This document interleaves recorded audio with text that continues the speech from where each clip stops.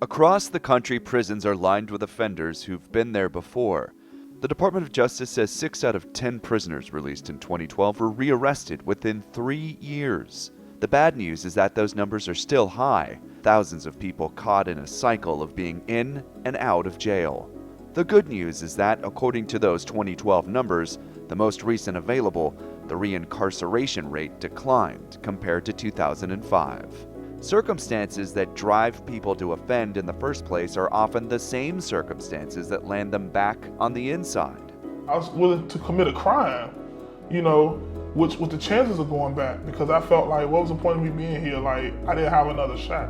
The Bureau of Justice Statistics reports that people who've been arrested several times in the past tend to be arrested at even higher rates post-release. Breaking the cycle can be difficult. There are several reasons why. After release, people have trouble landing a job, and there may be other barriers, like finding a place to live.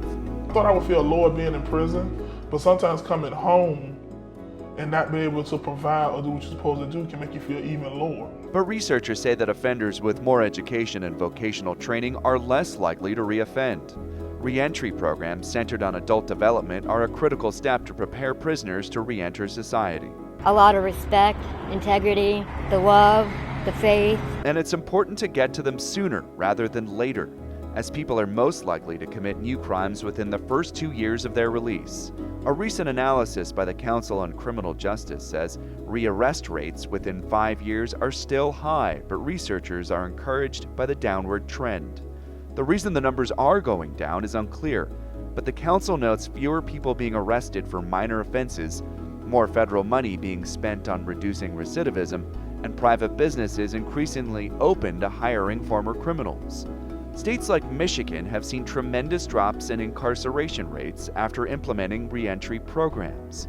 Other countries are ahead of the United States, which has 2 million people behind bars.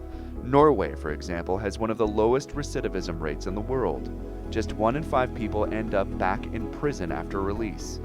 Advocates say that's because the Norwegian criminal justice system places a priority on restorative justice and rehabilitation, like job training and mental health counseling. John Moan, Newsy.